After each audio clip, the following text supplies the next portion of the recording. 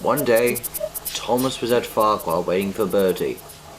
Bertie was late, and Thomas was very cross. Where is that red bus? He was supposed to be here by now. Sorry, I'm late. You look tired. What happened? It's these new factory lorries. One of them raced past me and the other one nearly made me come off the road. I'm lucky no one was hurt considering how reckless they were. I'm sorry that happened to you, Bertie. I'll see what I can do to help. And Thomas puffed away. But he couldn't think why the lorries would almost send Bertie off the road.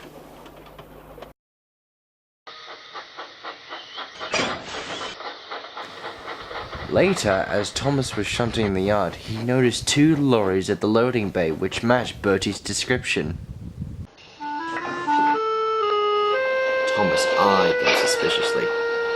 "What do you want?" snapped the red lorry. "I want to know why you nearly sent Bertie off the road like that. You could have caused a serious accident."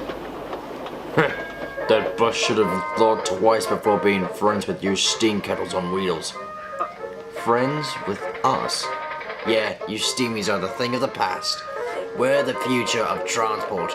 Us, lorries, buses and cars, can take down your branch line and the rest of the railway.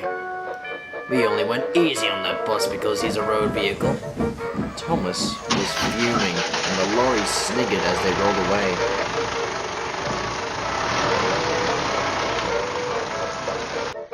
Thomas's crew couldn't believe it either.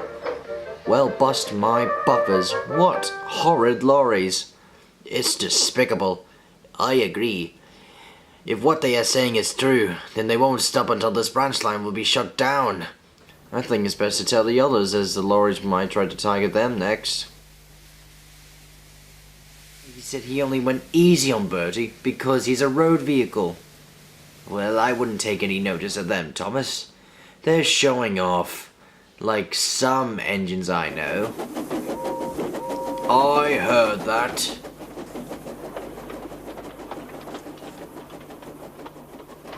Anyways, they'll get to their comeuppance sooner or later.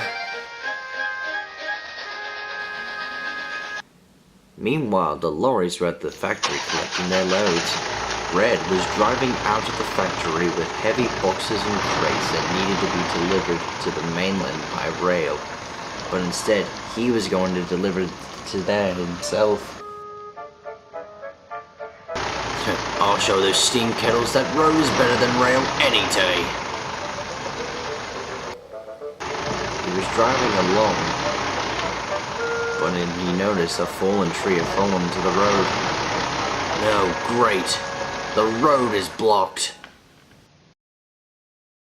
"Oh, the field. Yes, I can get a shortcut through the field. I don't think it's safe." "Oh, shut up, driver." But going through the field was a big mistake. It was smutty and slippery. Then there was trouble.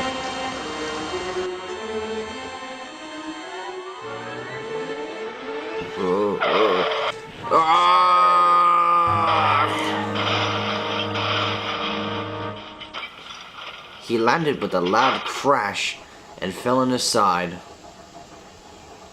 Luckily, the driver wasn't hurt. Just then, Percy stopped at the signal close to the field. "Oh my, what a mess!" "Are you alright?" called Percy's driver. The driver emerged from the wrecked lorry and was very cross. "You will be alright, if it weren't for this stupid piece of scrap." "What happened?" "Well, the tree was blocking the main road and he thought it was a good idea to go through the field, but he was going too fast and crashed over there. I'm lucky to still be alive." Percy's driver helped the driver of the lorry into the cab and called for an ambulance at the next station to take the driver to hospital for any possible injuries.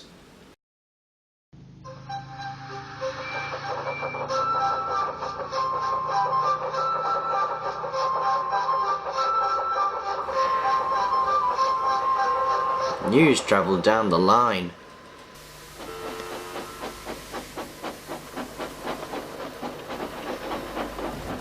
James, there you are. Have you heard the news? What news?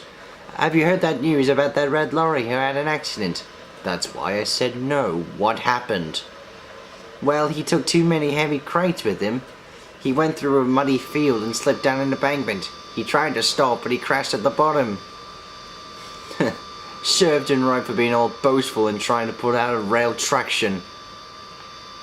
That Red. Always careless with his work. He should have done his work properly, instead of mucking about. I wouldn't say that if I were you. You'll get your comeuppance sooner or later. Like I believe in such superstitions like that.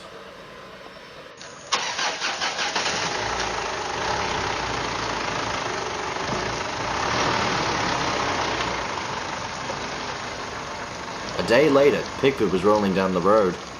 He was late. He'd been dawdling and zoomed down the road. Oh crumbs, I better get a move on. I can't afford to be late.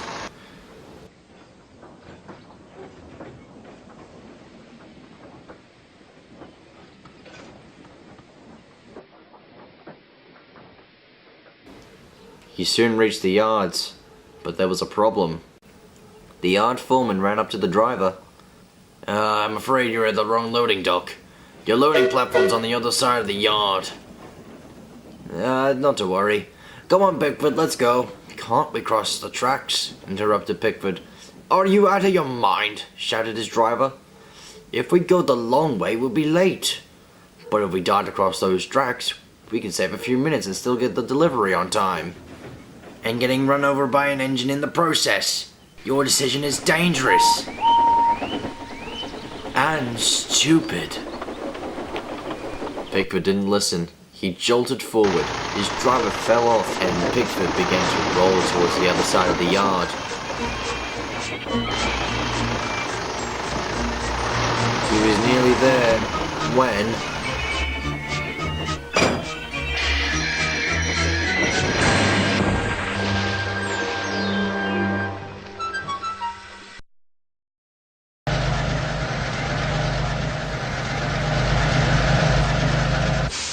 What in the name of Sharon Miller are you playing at? Growled Bear. Pickford didn't reply. He was dazed and surprised. Bear's driver called the Fact Controller, the breakdown truck, and the local police, already on the scene. Hello, what's happened here?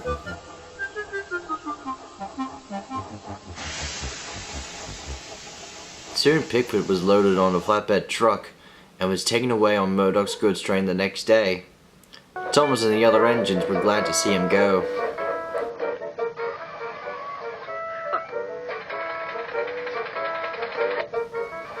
Well, I hope that's the last we see of those horrid lorries.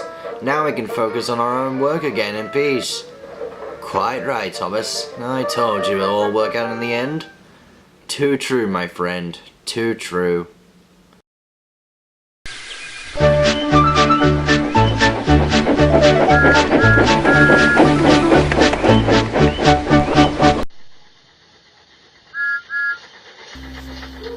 But as for Red, he remained where he was for the rest of his days as a reminder to all not to go speeding with heavy loads.